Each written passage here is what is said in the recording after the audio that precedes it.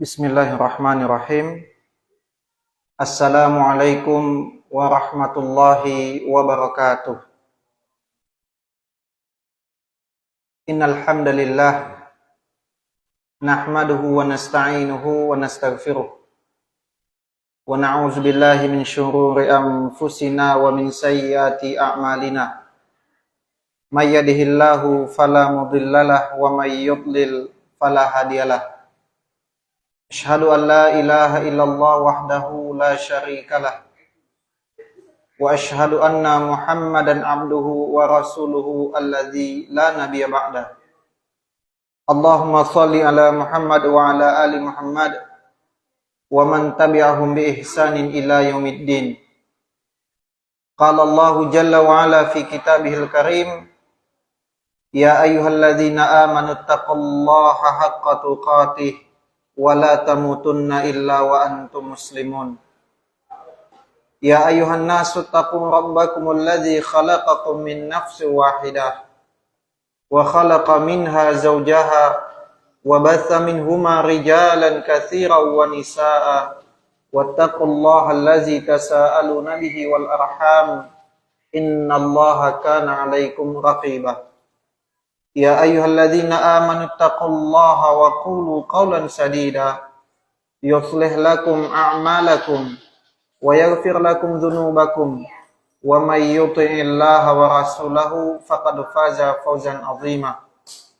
Amma ba'du fa inna asdaqal hadisi kitabullah wa khairal hadi hadi Muhammad sallallahu alaihi wasallam wa syarral umuri muhdatsatuha fa inna kulla muhdatsatin bid'ah wa kulla bid'atin dhalalah wa kulla dhalalatin finnar. Ayyuhal ikhwan rahimani wa rahimakumullah.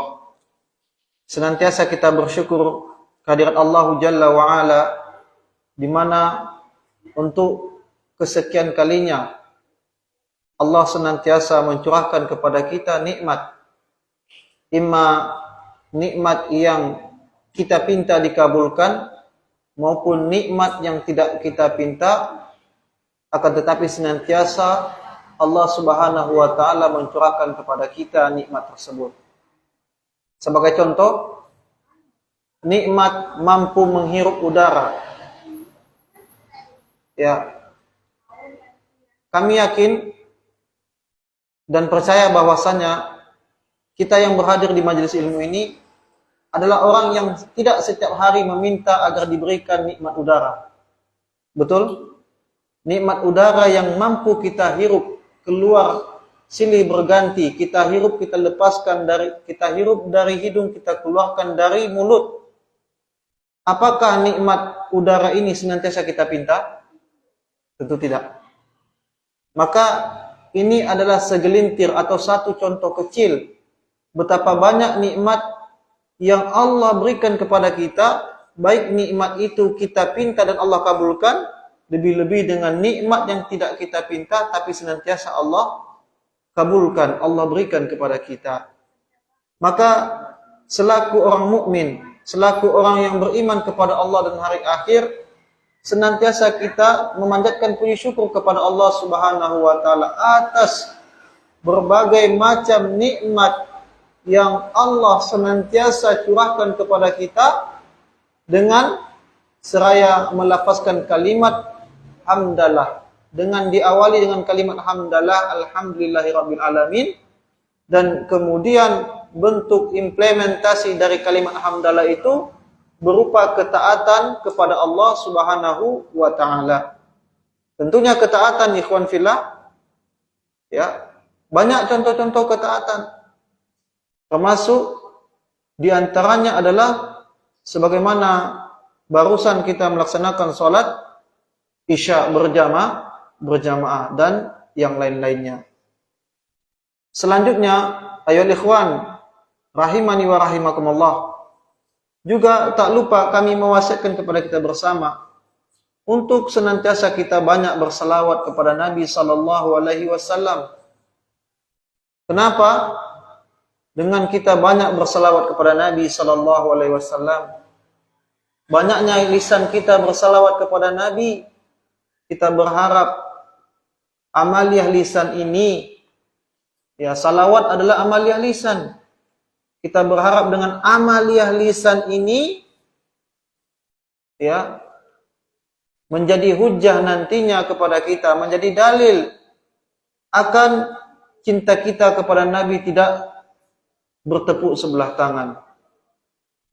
Sebagaimana ya kisah yang familiar tentang Laila dan Majnun, seorang lelaki yang tertarik kepada ya, gadis desa yang bernama Laila, yang membuat seorang laki-laki yang kami lupa nama asli beliau ya tergila-gila, sehingga ya membuat akal sehat beliau ya tidak bisa lagi memikirkan mana yang cinta, mana yang bucin, sehingga mengalahkan akal sehat beliau. Sampai-sampai disebutkan ya, kalau dia pernah mendengar bahwasanya si Laila ini pernah bersandar pada sebuah dipan atau sebuah papan, maka ia pun akan berdiam diri di situ sambil mengusap-usap tempat di mana Laila ini pernah ya menyandarkan badannya. Sampai sedemikian rupa. Namun tentunya Laila ini akan ya menolak dan mengakui siapa yang benar-benar mendapat ya sambutan cinta daripada Laila.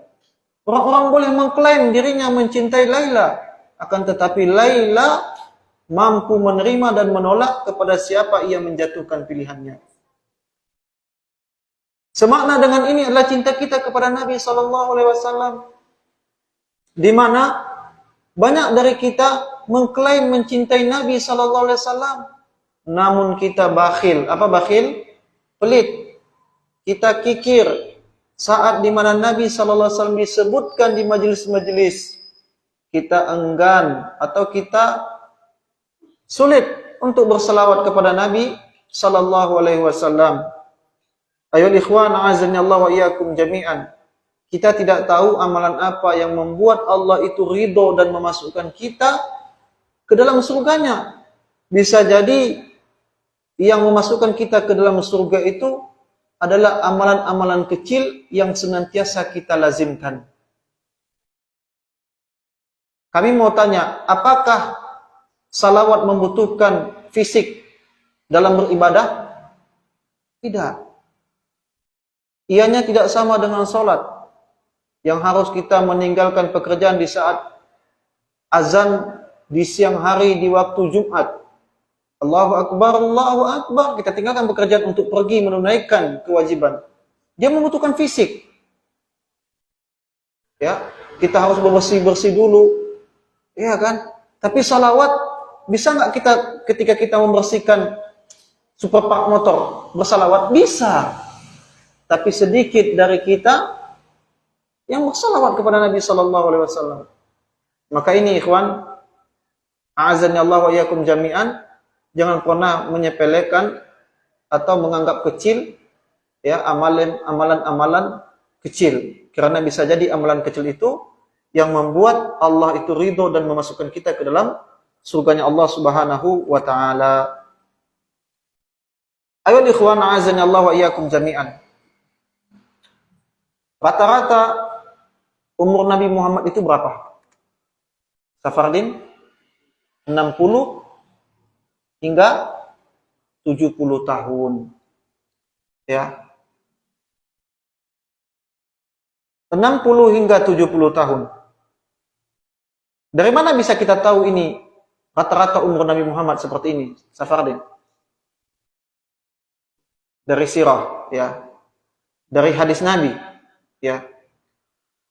Sumber di mana kita mampu atau mengetahui di mana usia umat Nabi itu bukanlah dari berupa survei.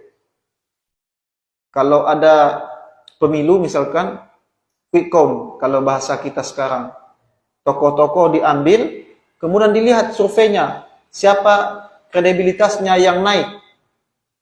Apakah survei ini akurat? Tentu tidak. Survei buatan manusia. Kalau survei ini adalah dibuat oleh kelompok tertentu, tentu ia akan memenangkan kelompok tertentu tersebut. Ini survei. Kemudian, apakah dari usia 60 hingga 70 tahun itu berasal dari survei manusia? Umur umat Nabi Muhammad sudah berapa abad? Sekarang tahun 1444 Hijriah. Kalau Hijriah, berarti umur umat Nabi 1400 atau lebih kurang 14 atau 15 abad. Apakah di 14 di 15 abad ini, ya, kita telah melihat dari umur umat pertama dari Nabi Muhammad, bukan Nabi Adam, ya, Nabi Muhammad. Umur umat ini kisaran 60 hingga 70 tahun. Kalau yang berbicara tadi adalah manusia biasa, bisa jadi ucapan tersebut bisa kita terima, bisa juga kita tolak. Ya. Mungkinkah sumber yang mengatakan umur umat Nabi 60 hingga 70 tahun ini keliru? Mungkin? Tidak. Kenapa tidak mungkin keliru?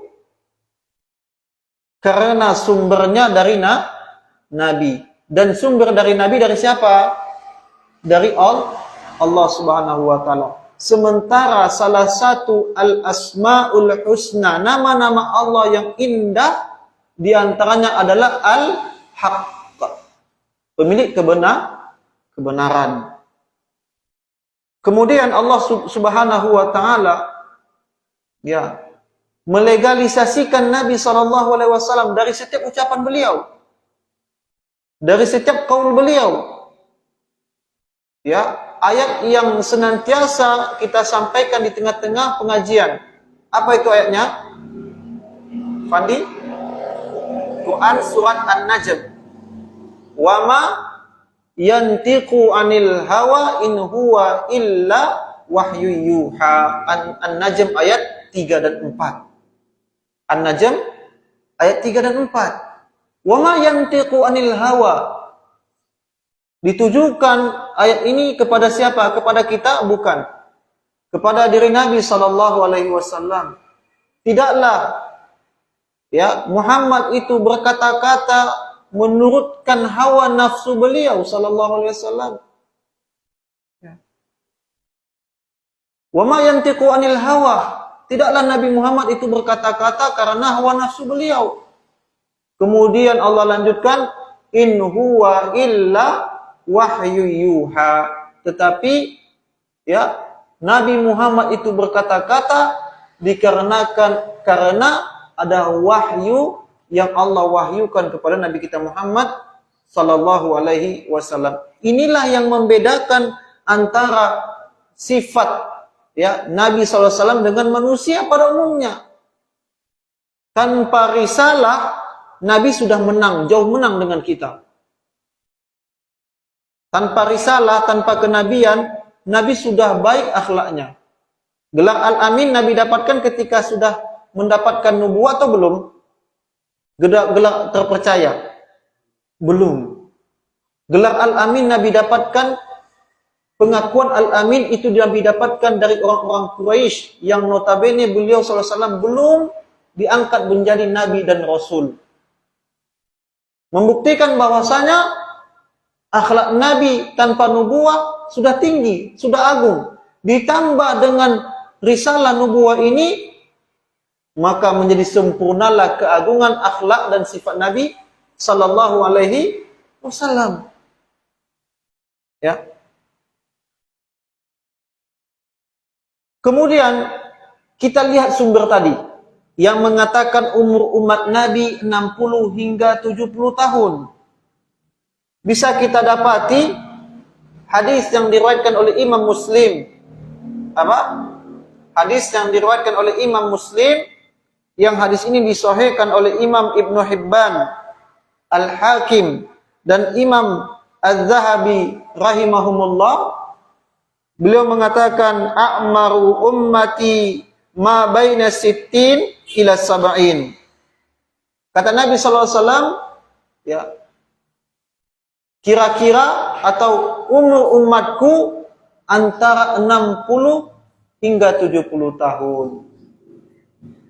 Ya. Kini Ustaz mau tanya, di dusun kamu ini, berapa oranglah yang usianya lebih dari 70 tahun, yang laki-laki, yang kaum bapak-bapaknya? Bisa dihitung dengan jari. Si fulan. Mungkin tidak lebih dari 10 jari tangan kita. Ataupun paling lebih dari 10 jari tangan kita ini, mungkin 5 atau 15. Betul apa tidak ini? Sadaqah Rasul sallallahu alaihi wasallam. Umur umat Nabi 60 hingga 70 tahun. Dilanjutkan oleh Nabi sallallahu alaihi wasallam, wa aqallu man yajuzu zalik, dan sedikit yang melewati dari usia itu. Kalaupun ada, itu bisa dihitung beberapa orang saja. Makanya kalau kita membaca, ada kitab yang disusun oleh Ustazuna Abdul Hakim bin Amir Abdad hafizahullah taala. Beliau menyusun kitabnya dengan tulisan telah datang zamannya.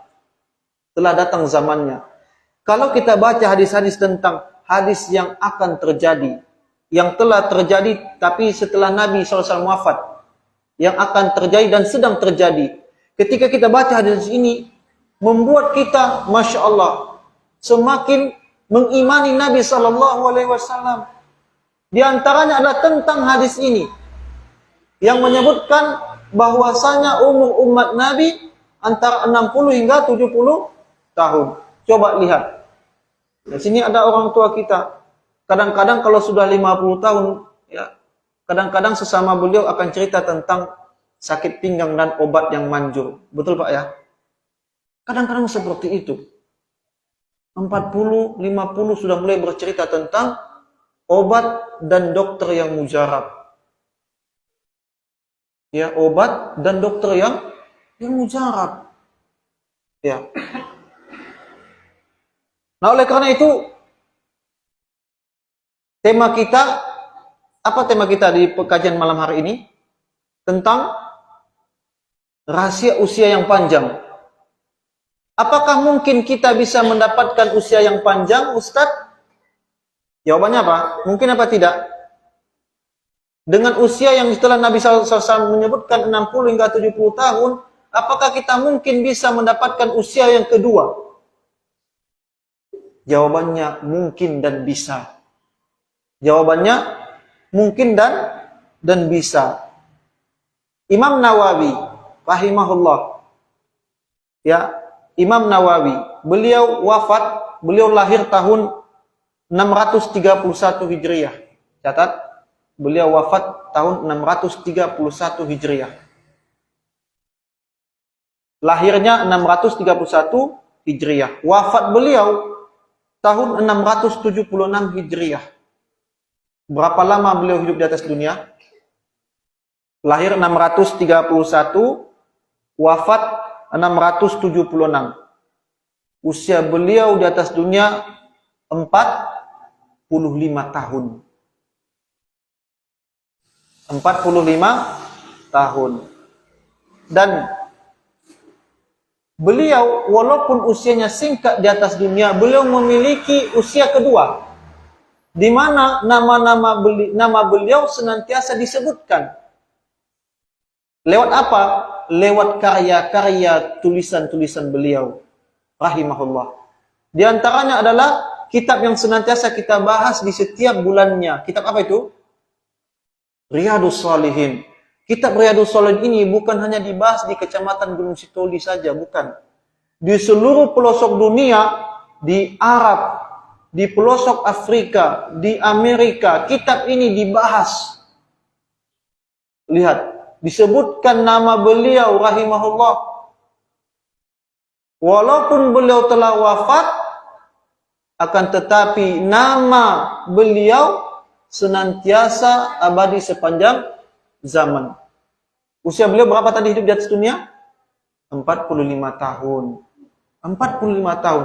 Dan ketahuilah, buah karya tulisan beliau bukan hanya kitab Riyadhus Shalihin.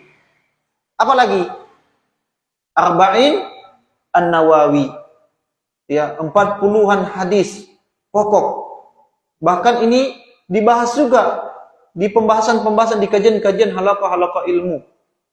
Kemudian ada kitab beliau yang bernama Al-Majmu' Syarah Muhazzab, 25 jilid. Kitab fikih. Dari usia beliau 45 tahun telah melahirkan produktivitas yang sangat banyak dari kitab-kitab beliau. Usia beliau berapa? 45 tahun. Sekarang kita tanya diri kita, di usia kita ini sudah produktifkah kita? Ya, bukan hanya dalam bentuk tulisan, juga produktif dalam bentuk ketaatan-ketaatan. Sehingga nanti ketika kita telah tiada, meninggalkan apa? Meninggalkan kesan yang baik di tengah-tengah masyarakat. Ya. Jadi ada ungkapan dari seorang penyair yang mengatakan, kata seorang penyair mengatakan, fadzikru lil insan umrun tsanin. Apa kata beliau? Fadzikru lil insani umrun tsanin. Manusia yang dikenang sejatinya punya usia yang kedua. Ini adalah pokok pembahasan kita. Garis bawahi ini. Manusia yang dikenang sejatinya punya usia yang kedua. Ya. Sebagaimana yang kita sebutkan tadi, contohnya adalah Imam Nawawi rahimahullah. Beliau memiliki usia kedua. Dalam bentuk apa? Tulisan-tulisan beliau. Imam Malik, Imam Syafi'i, bahkan belakangan beliau ini jadikan imam mazhab. Kaul-kaul beliau disusun sehingga mengklarifikasikan menjadi 4 mazhab mu'tabar di tengah-tengah kita. Ya, tulisan-tulisan mereka ini dikumpulkan sehingga ya usia kedua mereka lebih panjang daripada usia asli mereka. Ya. Namun ya, ikhwani a'azani Allah wa iyyakum jami'an. Permasalahannya bukan masalah terkenal atau disebut-sebutnya nama kita. Karena kalau soal terkenal, nama kita disebutkan gampang. Kalau lagi dibangun pondasi masjid ini belum kering, tulis aja nama kita di situ. Fulan bin Alan, gampang. Orang akan nyebut nama kita. Ayah gudawi, isura dunia bazane. Ayah saya itu nama ayah saya itu, gampang. Kalau permasalahan nama yang abadi, kurang abadi apa Abu Lahab? Bahkan nama beliau diabadikan di dalam Al-Quranul Karim. Lewat ayat apa? Al-Lahab, tabbat yada Abi Lahabi wa tab. Celaka Abu Lahab, sungguh celaka. Abu Lahab itu. Namanya lebih panjang, kenangannya lebih panjang dari usianya, atau usianya lebih panjang dari kenangannya? Kenangannya lebih panjang dari usianya. Bahkan acap kali bahkan imam sholat maghrib biasa, kalau sholat maghrib kita ayat pendek dibaca terus, itu kadang-kadang dibaca. Bahkan anak-anak yang belum fasih, jelas dia bisa baca Quran, hafal surat Al-Lahab ini. Betul apa tidak ini? Betul. Itu soal abadi. Jadi permasalahannya bukan dikenang apa tidaknya, tapi lebih menjurus kepada solehkah nama kita tadi, ya, baguskah yang kita tinggalkan kenangan ketika kita wafat, ataukah kita meninggalkan kesan yang buruk sehingga orang menjadikan contoh kepada kita, teladan, agar orang menjauh dari perbuatan apa yang kita lakukan. Ada enggak orang yang meninggal kemudian dijadikan contoh, jangan ikuti fulan? Ada enggak di kampung-kampung? Ada. Bimigonia semendahe, la teteh dinia. Disebutkan namanya. Dan ini sesuatu yang tidak mengenakkan. Kalau nama kita, kalau kematian kita dijadikan ibrah bagi orang yang hidup. Makanya kisah yang paling sedih itu, ikhwan, adalah sebuah kelompok pelaku maksiat atau sebuah komunitas pelaku maksiat, kemudian salah seorang di antaranya meninggal dunia, ya kan? Kemudian di hari kiamat nanti, orang yang meninggal dunia pertama ini mengatakan, mana teman-temanku sesama pelaku maksiat? Kemudian kata Allah, mereka telah taubat. Ya, mereka telah taubat setelah kematianmu tadi. Sehingga mereka menjadikan pelajaran dari kematianmu yang su'ul khatimah. Ini mengerikan. Ini sangat mengerikan. Sangat-sangat mengerikan. Dan kita tidak mau ya kematian kita dijadikan pelajaran liulil albab. Bagi orang-orang yang berpikir. Dan itu sangat ironis. Sama-sama kita maksiat, akan tetapi tempat kita di akhirat berbeda. Berbeda. Ikhwani, a'azanallahu wa iyyakum jami'an.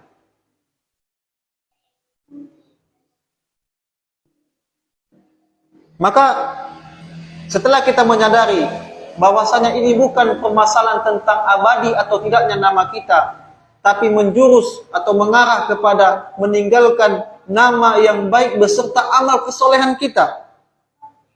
Maka tentunya yang dimaksud dengan di sini adalah nama yang baik meninggalkan kesolehan kita, tentunya adalah meninggalkan pahala-pahala di mana kita telah wafat, sementara pahala-pahala ini senantiasa mengalir.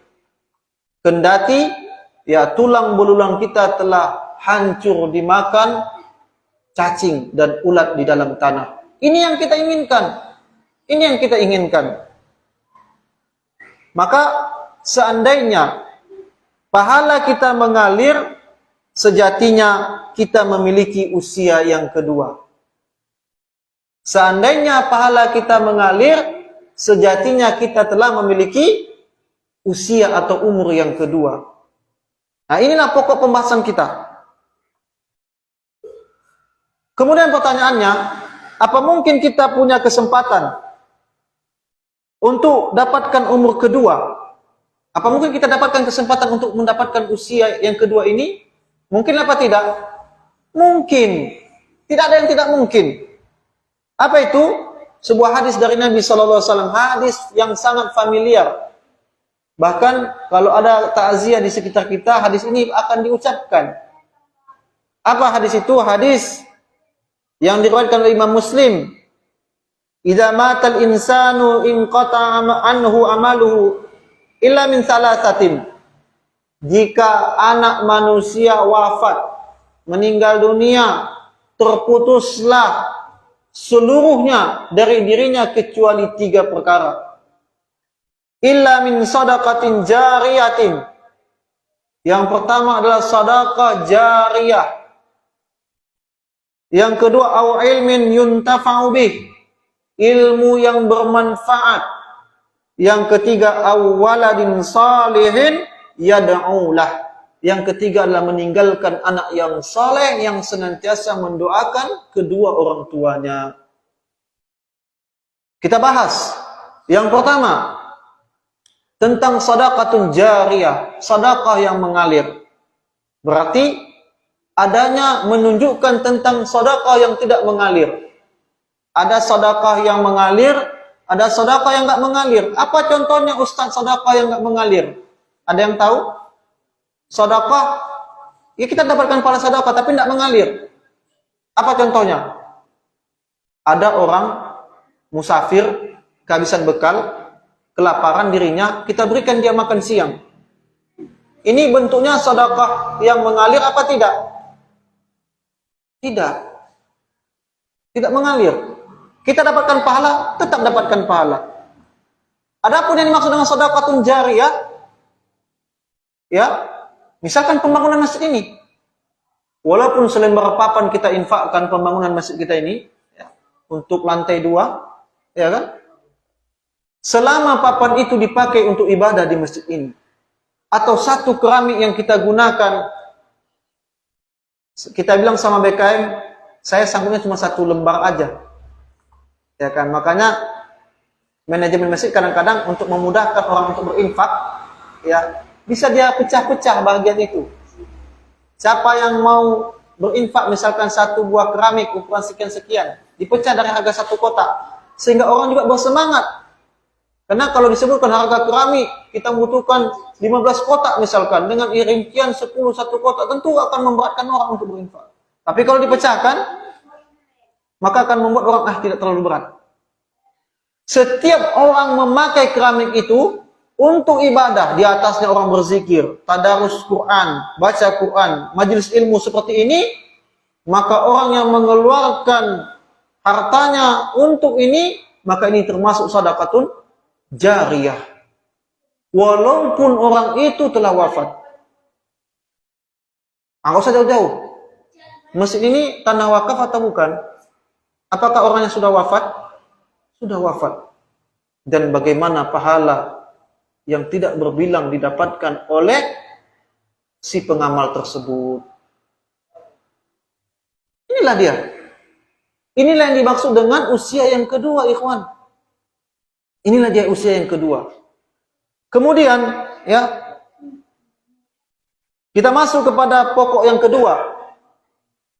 Setelah berbicara mengenai sedekahun jariyah au ilmun yantafa'u bih, ilmu yang bermanfaat. Ilmu yang bermanfaat ini kita rinci lagi. Sumbernya jelas dan manfaatnya juga jelas. Ilmu yang bermanfaat sumbernya dari Al-Quran dan sunnah Nabi sallallahu alaihi wasallam. Sumbernya adalah qala Allah wa qala Rasul sallallahu alaihi wasallam. Firman Allah dan hadis Nabi sallallahu alaihi wasallam. Dari ini ungkapan-ucapan tokoh yang terkenal kita tolak bila bertentangan dengan Al-Quran dan hadis Nabi SAW. Kan sering kita dengar setiap para mubalik di setiap mukaddimah mereka akan mengawali dengan marilah kita bersalawat kepada Nabi yang telah meninggalkan dua pedoman hidup. Apa itu pedoman hidupnya? Al-Quran dan hadis. Kalau ada ucapan seseorang, walaupun itu tokoh, menyelisihi Al-Quran dan hadis, apakah kita terima? Tidak. Tidak boleh kita terima kalau menyelisih Al-Quran dan hadis Nabi sallallahu alaihi wasallam. Sebagai contoh, beberapa tahun yang lalu adanya seorang tokoh yang mengatakan wajib tidak jilbab tidak wajib bagi muslimah. Apakah ucapan ini boleh kita terima? Tidak boleh. Karena ini menyelisihi kaulnya para ulama. Bahkan menyelisih sunnah Nabi SAW. Bahkan orang yang awam sekalipun, orang yang tidak pandai baca tulis Al-Quran, dia akan tahu bahwasanya jilbab itu wajib. Wajib. Atau orang belakangan, seorang influencer, seorang selebritis, dia coba memakan khinzir, binatang yang diharamkan, untuk sebuah konten. Ya, dibuatnya menjadi sebuah konten. Apakah ini menjadi halal? Tidak. Tidak. Jadi sumbernya adalah al-ilmu yantafa'u bih, sumbernya adalah Al-Quran dan hadis Nabi sallallahu alaihi wasallam. Dan manfaatnya jelas. Manfaatnya jelas adalah yang menunjukkan kedekatan setelah kita belajar Al-Quran dan hadis, mengarahkan kita kepada ketaatan kepada Allah Subhanahu wa taala. Sekarang kami tanya, kajian yang kita lakukan ini menjauhkan kita dari Allah atau mendekatkan kita kepada Allah? Mendekatkan diri. Kalau kajian kita ini tidak membuat kita besoknya sholat subuh tidak berjamaah, maka kajian kita ini tidak bermanfaat. Kajian yang bermanfaat itu adalah kajian yang betul-betul mendekatkan diri kita kepada Allah Subhanahu wa taala. Kemudian pertanyaan lagi, Ustaz, kan tidak semua orang bisa memberikan ilmu yang bermanfaat. Apakah kami, Ustaz, yang tidak notabene seorang da'i, mampu memberikan ilmu yang bermanfaat? Siapa bilang tidak bisa? Siapa bilang? Fattaqullaha mastata'tum, bertakwa sesuai dengan kesanggupan. Satu alif aja, seorang ayah mengajarkan kepada anaknya alif, sehingga dengan alif itu ia mampu merangkai huruf hijaiyah. Setiap anaknya baca bacaan Al-Quranul Karim. Setiap anaknya salat, dia pun orang tuanya akan mendapatkan pahala dari satu kata, satu huruf dari alif yang diajarkan oleh ayahnya tadi. Makanya ikhwan, a'azanallahu wa iyyakum jami'an, ketika kita sudah menikah, seminimal mungkin Al-Fatihah itu jangan didapatkan anak kita dari guru-guru ngaji. Agar apa? Agar kita mendapatkan keutamaan ilmu yang bermanfaat. Ya, bermanfaat. Kita dapatkan itu. Maka jangan nanti kita kita memiliki anak, tapi anak itu yang mendapatkan bacaan Al-Fatihah bukan dari kita sebagai orang tuanya. Paham sampai di sini? Jadi apapun bentuk-bentuk kita, TPQ misalkan, anak-anak seperti ini, adakan kebaikan. Ede, tolala tegwa miba, nasabaya ita bika kaliru de. Sehingga adik-adik ini akan senantiasa teringat baginya tentang apa yang kita sampaikan dengan ma'ruf, dengan yang baik dan benar akan terukir kepadanya sampai ia besar. Oh ternyata abangku dulu fulan, abang-abangan kami dulu di kampung telah mengajarkan kepada kami kebaikan. Mungkin hari ini mereka adik-adik ini tidak faham bahwa ini adalah majelis ilmu, majelis yang dirahmati oleh Allah. Akan tetapi ketika mereka besar nanti, mereka akan terkenang bahwasanya abang-abangnya pernah hadir di majelis ilmu, orang-orang tuanya pernah datang di majelis ilmu, mengajarkan beginilah majelis ilmu, majelis yang dicintai oleh Allah dan para malaikat. Maka untuk mendapatkan ilmu yang bermanfaat diantaranya seperti ini, hadir di majelis ilmu, sehingga kita mampu mentransferkan ilmu yang kita dapatkan walaupun itu satu ayat, walaupun itu satu kata. Paham sampai di sini? Yang terakhir, kaitannya untuk tentang usia yang kedua setelah berbicara mengenai sedekahul jariyah, al-ilmu yantafa'u bih. Yang ketiga adalah al-waladu saleh yad'ulah. Anak yang saleh yang senantiasa mendoakan kedua orang tuanya. Nah, ini tugas kita. Ya, tugas kita. Kepada para ikhwan, kepada para saudara-saudara kami, para syabab, para pemuda yang berada pada usia-usia yang akan menikah. Ketika mengambil istri, lihat bibit, bebet dan bobotnya. Adapun strata status sosial itu nomor 2. Kalaupun dirinya pegawai, setelah di atasnya dia berada di atas kesolehannya. Jangan kita tertipu dengan calon istri ini, calon yang akan saya ambil sebagai istri adalah seseorang yang memiliki strata di tengah masyarakat. Misalkan dia perawatkah, bidankah, tetapi dia tidak mengerti batasan hijab yang syar'i.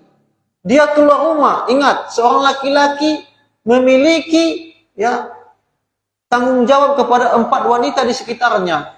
Ibunya, saudari perempuannya sampai menikah, istrinya dan anak-anak wanitanya. Maka untuk mendapatkan anak yang soleh diawali dengan mencari istri yang soleha. Jangan nanti saya akan buat dia soleha setelah saya menikah, Ustaz. Jangan betapa banyak orang-orang yang awalnya dia beriltizam, bersemangat, meniatkan untuk merubah istrinya, yang terjadi di kemudian hari dia pun terbawa arus. Maka istri yang soleha berperan penting melahirkan anak-anak yang soleh dan soleha. Kenapa? Karena istri adalah madrasatil ula, sekolah pertama bagi perkembangan anak-anak yang soleh dan soleha. Lihat Imam Syafi'i rahimahullah. Apakah Imam Syafi'i lahir begitu saja tanpa bimbingan dari seorang ibu yang hebat? Tidak. beliau setiap paginya dimandikan oleh ibunya, kemudian digendong, diantarkan kepada majelis-majelisnya para ulama di negeri beliau pada saat itu. Yang jauhnya beberapa kilometer, yang saat itu tidak ada sepeda motor, kendaraan hanya berupa unta.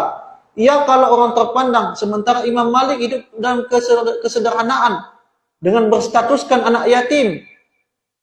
Akan tetapi kegigihan ibunda beliau yang soleha, apa hasilnya? Menjadikan Imam Syafi'i kecil memiliki usia yang kedua hingga hari ini. Bahkan mayoritas dari kaum muslimin di Asia Tenggara, khususnya Indonesia, bermazhabkan apa? Syafi'i. Maka ya, kalau mau mencari anak yang saleh dan saleha, sejatinya lebih dahulu mencari ibu yang soleha. Apa tanda-tanda ibu yang soleha? Senang dengan ilmu agama, senang di atas ketaatan. Kalaupun dirinya tidak berada di strata sosial, tidak misalkan memiliki kedudukan tidak PNS misalkan, ya ini hanya sesuatu pilihan yang tidak bisa dia sanggupi. Karena itu adalah dari Allah Subhanahu wa taala. Akan tetapi ketika dia berada di atas ini, di atas ketaatan, kemudian dia mendapatkan nikmat dunia, maka ini jauh lebih baik. Tapi ketika tidak, maka ya kesolehan ini yang lebih diutamakan. Ya mungkin itu saja yang dapat kami sampaikan pada majelis ilmu pada kali ini. Semoga dari yang sedikit yang kami sampaikan ini bermanfaat kepada kita bersama. Kemudian kita berdoa kepada Allah Subhanahu wa taala agar Allah memberikan kepada kita kesempatan usia kedua sebagaimana tema dari pembahasan kita. Tentunya usia kedua ini yang bermakna dengan memberikan ilmu yang bermanfaat, meninggalkan ilmu yang bermanfaat, meninggalkan contoh bagi anak-anak kita ketika kita telah wafat, memberikan sedekahun jariyah, sedekah kita yang senantiasa mengalir ketika kita telah wafat. Kemudian yang ketiga, kita meninggalkan anak yang saleh soleha, sehingga ya, tidak muluk-muluk berbicara yang jauh-jauh. Kita meninggalkan ya anak keturunan di dusun Gamuh ini adalah dusun yang saleh soleha. Mungkin itu saja yang dapat kami sampaikan. Wassallallahu ala nabiyina Muhammad wa ala alihi wa ashabihi ajmain. Subhanakallahumma wa bihamdika asyhadu an la ilaha illa anta astaghfiruka wa atubu ilaik. Assalamualaikum warahmatullahi wabarakatuh.